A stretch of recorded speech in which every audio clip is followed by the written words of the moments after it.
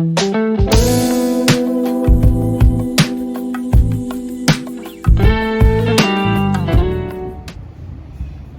हम लोग income tax lesson में टैक्स लायबिलिटीज को निकालने के बारे में जानेंगे कि कैसे किसी पर्सन की टैक्स लायबिलिटी को कैलकुलेट किया जाता है।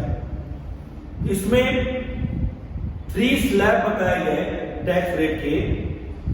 अगर पर्सन बिलो 60 है तो फर्स्ट 2,50,000 तक नील हो जाएगा, और अगर वो 60 to 80 तक है तो उसकी 3 लाख इनकम पर हमें कोई टैक्स नहीं देना होगा। और अगर उसकी इनकम अगर वो 80 ईयर से ज्यादा है तो उसकी 5 लाख तक की इनकम एग्जम्प्ट कर दी जाएगी। आज हम लोग एक ऐसे पर्सन के बारे में टैक्स लायबिलिटी जानेंगे जिसकी एज 60 से अबव है लेकिन 80 से कम है, और साथ ही साथ इसमें हम किस तरह से long term capital gain 112A और किस तरह कैजुअल इनकम पर हम टैक्स देते हैं उसके बारे में इस क्वेश्चन में लोग सीखेंगे। तो एक क्वेश्चन देखो डिक्टेट हो रहा है जो आपकी स्क्रीन पे चल रहा है। तो देखो इसमें from the following particulars Mister MC Gupta age 65 years calculate his total income and tax payable by him for the assessment year 2021-22। Assessment year 2021 और 22 का हम उसकी टोटल ग्रॉस इनकम को निकालेंगे, साथ ही साथ उसकी नेट टैक्सेबल इनकम निकालेंगे और उसको फिर टैक्स लायबिलिटी कैलकुलेट किया जाएगा कि वो गवर्नमेंट को कितना टैक्स देगा। लिखा rent received from let out property. हम इनकम के जो 5 सोर्सेज हैं उनको अलग अलग करके पहले चेक करेंगे कि कौन किस हेडिंग से रिलेटेड है। इसमें है जो पहला है इनकम फ्रॉम हाउस प्रॉपर्टी। तो देखो इसमें अगर दिया हुआ है क्वेश्चन में आपको कंप्यूटेड वर्ड दे दिया है, इसका मतलब इसमें सारे डिडक्शन वगैरह कंप्लीट है, सिर्फ इसी को हमें अपनी टोटल इनकम में ऐड करना है। लेकिन अगर रेंट रिसीव्ड वर्ड दिया है आपको इसके पूरे फॉर्मेट के हिसाब से कैलकुलेट करना होगा, इसको डिडक्शन देना होगा नेट सेक्शन 24 का इसमें दिया जाएगा, क्योंकि रेंट रिसीव्ड वर्ड दिया है।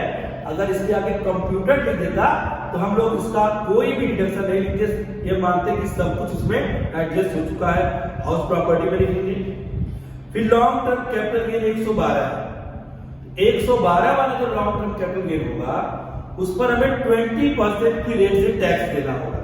इस पर 20% की रेट से टैक्स लगाएंगे हम लोग। फिर नेक्स्ट देखो प्रॉफिट फ्रॉम ओन बिजनेस, ये income from business and profession में आएगा।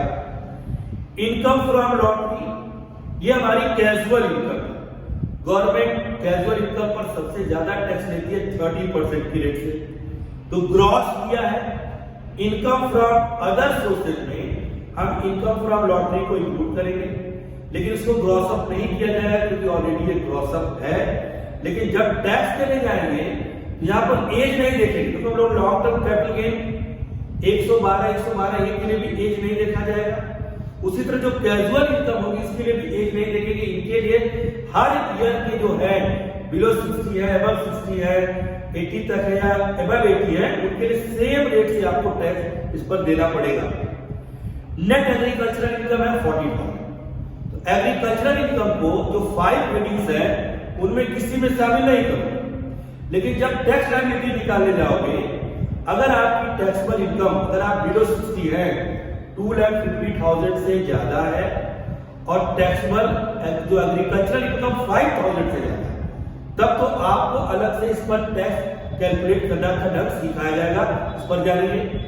लेकिन अगर वो पर्सन एबव 60 है और बिलो 80 है, अगर उसकी इनकम 3 लाख से ज्यादा है और साथ ही साथ एग्रीकल्चरल इनकम 5,000 से अधिक है, उसको लिए भी एग्रीकल्चरल इनकम पर हम लोग अलग से टैक्स कैलकुलेट करेंगे।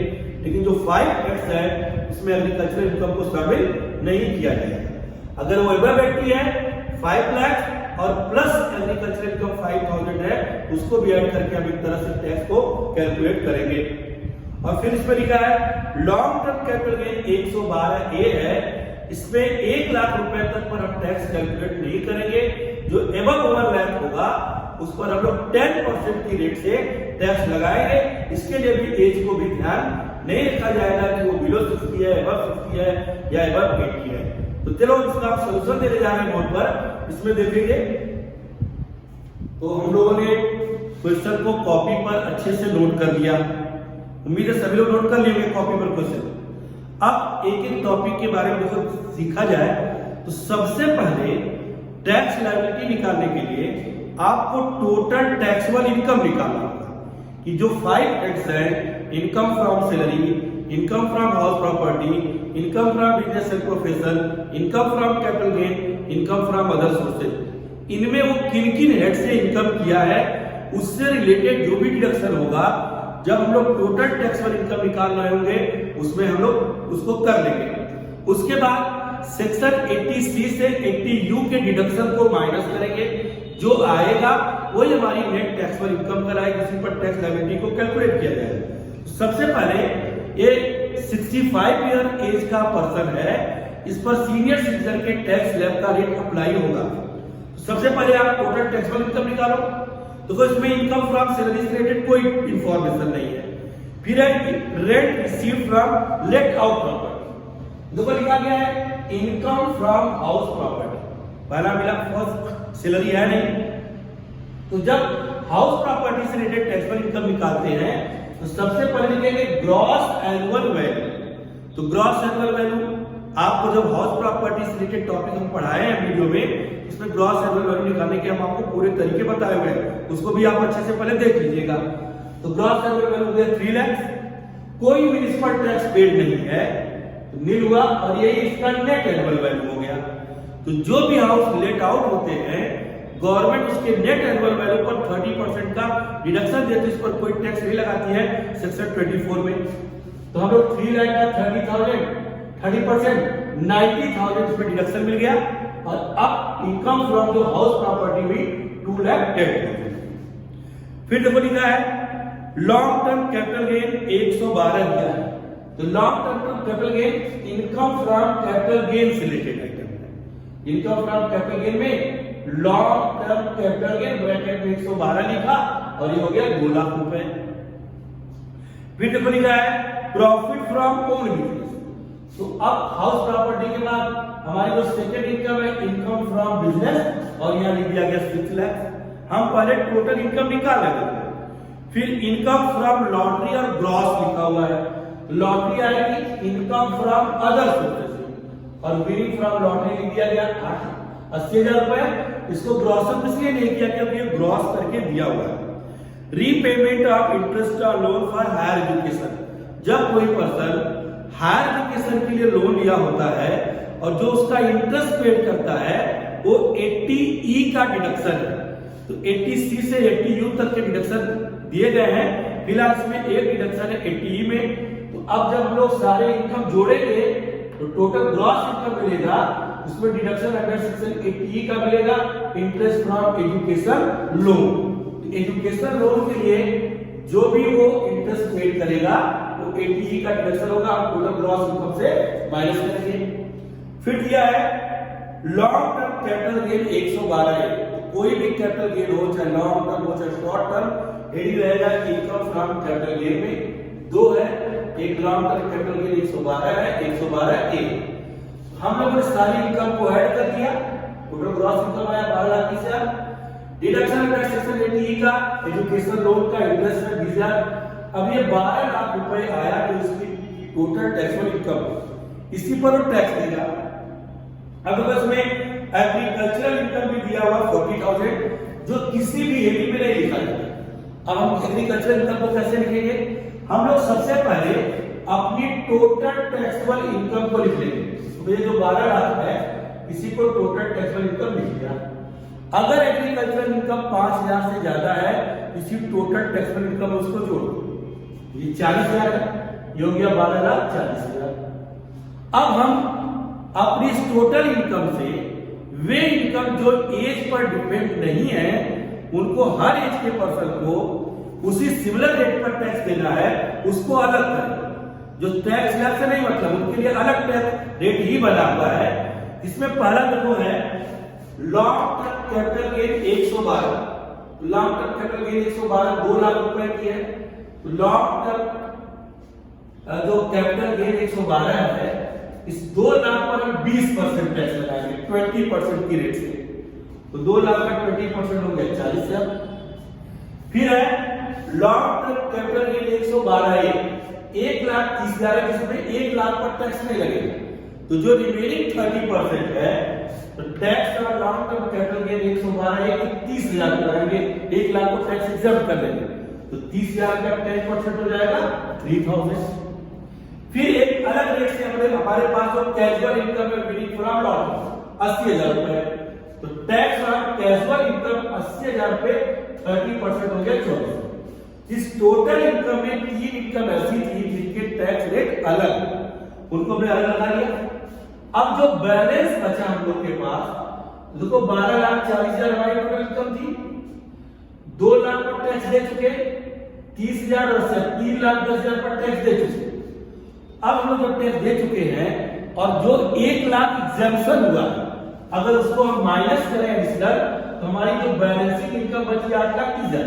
इसे 12,40,000 में 3,10,000 घटाओगे आएगा 9,30,000।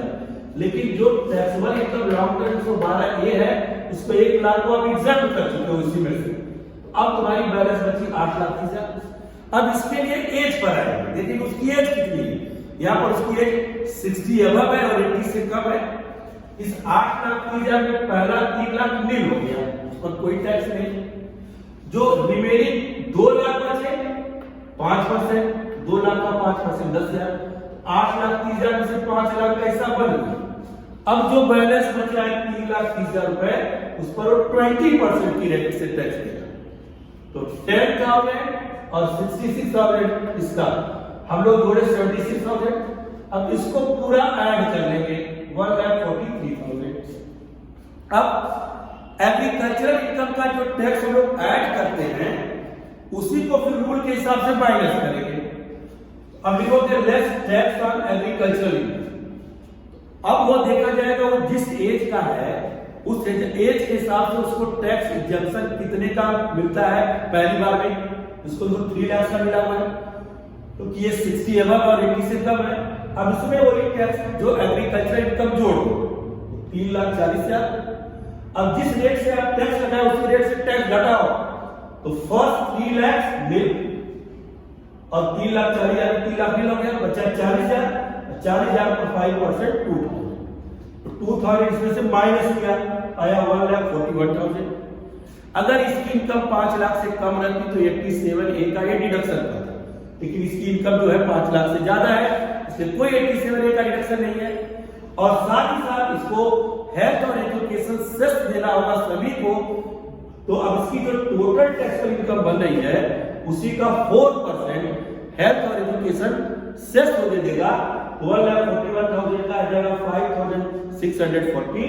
इसमें ऐड करेंगे, इसकी ग्रॉस टैक्स लायबिलिटी है। और अगर हम नेट टैक्स लायबिलिटी निकालना चाहते हैं, तो जिन पर टीडीएस हुआ है उसको माइनस कर देंगे, इसकी नेट टैक्स लायबिलिटी मिल जाएगी। इस क्वेश्चन को अच्छे से प्रैक्टिस करके आप इसको लगा लेंगे।